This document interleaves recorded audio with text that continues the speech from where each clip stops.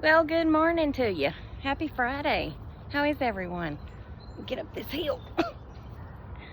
You can't tell it's a hill. Ugh. I mean, you kind of can, because that's a hill. What? Whatever. It doesn't matter. Do I look like I'm dressed and ready to paint? No. Do I look like I'm dressed and ready to go somewhere? Perhaps. Well, I got this email that Crapulence has this rug that I think Miss Joan would like. Not a rug, a doormat, like one of those rough doormats. And it's 3 gingerbread cookies all linked up together to make a mat. And it's only $12. So I think I'm gonna go get that for her. And then I want to go to Hobby Lobby, but then again, I don't want to go to Hobby Lobby because Hobby Lobby is like a whole entire mood. You know, I mean, it's like you got to be committed to go to Hobby Lobby because it's such a big store. That's all I'm saying. Yeah. And then I'll come home and paint. Maybe. I'll be back. Hi. Before we go to Kirkland's, I wanted to read this to you because I thought it was kind of funny and also educational. Okay, it's very educational. I read it on Facebook and I thought it was funny. Okay, so I printed it out. The space between your eyebrows is called a glabella. Can we remember that? It's a glabella. The way it smells after it's rain is called petrichor or petrichor, whatever. The plastic or metallic coating at the end of your shoelaces is called an aglet. I'm probably saying all these wrong. These aren't the funny ones yet. When your stomach rumbles, that's a womble. It's not a rumble, it's a womble. Womble, womble, womble, womble. The cry of a newborn baby is called a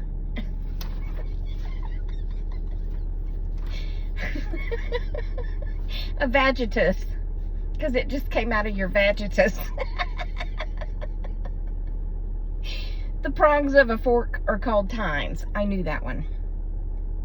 The sheen of light that you see when you close your eyes and press your hands on them is called phosphines. Something. The tiny plastic thing placed in the middle of a pizza box is called a box tent. You know, the little table like for Barbie dolls? Yeah, it's called a box tent. The day after tomorrow is called overmorrow. Instead of today after tomorrow, it's overmorrow. No one will know what you're talking about, but that's what it's called. Your little toe or finger is called a minimus. Minimus. It's my little minimus. Hello, minimus.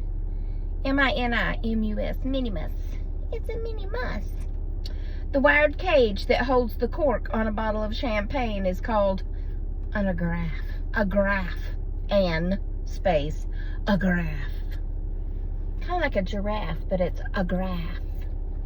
A graffe. Maybe it's a graffe because it's a champagne. So it's probably fancy, so it's probably a graphi. The na-na-na and la-la-la, which don't really have any meaning in the lyrics of a song, are called vocables. They're vocables. La-la-la, na-na-na-na-na, vocables. When you combine a question mark with an exclamation mark, it is referred to as an interrobang. I do that all the time. Interrobang. Now there's a word for it. Interrobang, if you want to be fancy. Interrobang. The space between your nostrils, that thing is called a columelinazi.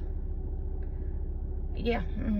The armhole in clothes where the sleeves are sewn is called an armsky. Armsky. It's where you put your arm skis. A-R-M-S-C-Y-E. Armsky. Because you put your arm skis through the holes.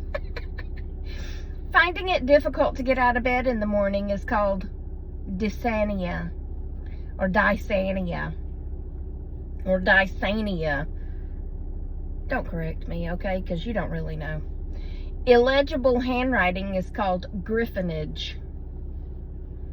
Yeah, if it's illegible, it's called griffinage. Hello, griffinage. The dot over an I or a J is called a tittle. I did know that. It's called a tittle. I have a tittle in my name. A dot over my I in Tracy. It's a tittle. That's, this is my favorite. That sick feeling you get after eating or drinking, that sick feeling you get after eating or drinking too much is called crapulence. Because you need to crapulence. And the last one cut off, so I can't read it. But yeah, crapulence and vagitus. Those are awesome. Those are just awesome. I know my door's open. It's dead bolted, okay? And I'm not going to be gone that long, so it doesn't matter. Speaking of clothes and armsicles, arm skis, or armsicles. We can just call them armsicles, because my armsicles are cold right now. Can we talk about clothes? Because, have y'all noticed, I mean, I've been ordering some clothes online. And like this, I ordered online. It's a medium, a schmedium, okay? And I normally wear a large or an extra large, but you have to check your measurements before you order online. Because you can't just go on there all willy-nilly and order an extra large or a large thinking it's gonna fit. Because I looked at one the other day. I really liked it and it was cute. Come on, squirrel, don't do me like that.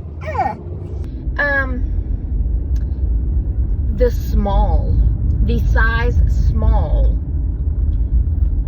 they measure from side to side. Okay? Armpit to armpit, laid flat on the bed or whatever. The small had a 72-inch measurement. The small. I'm like, that wouldn't even stay on my shoulders. That I would be just swallowed whole. Swallowed whole. That was weird. Yeah. 72 inches. So why, clothes makers, do we have to go between a shirt being way too big, and I get they're made to be oversized. That's why I ordered a medium instead of a small, because I could have worn the small, but I know that they're supposed to fit loosely. But also, these same shirts that are 6 feet around are 2 feet long. So they're barely gonna cover the girls. And they're so big, I don't get it. I just don't get it.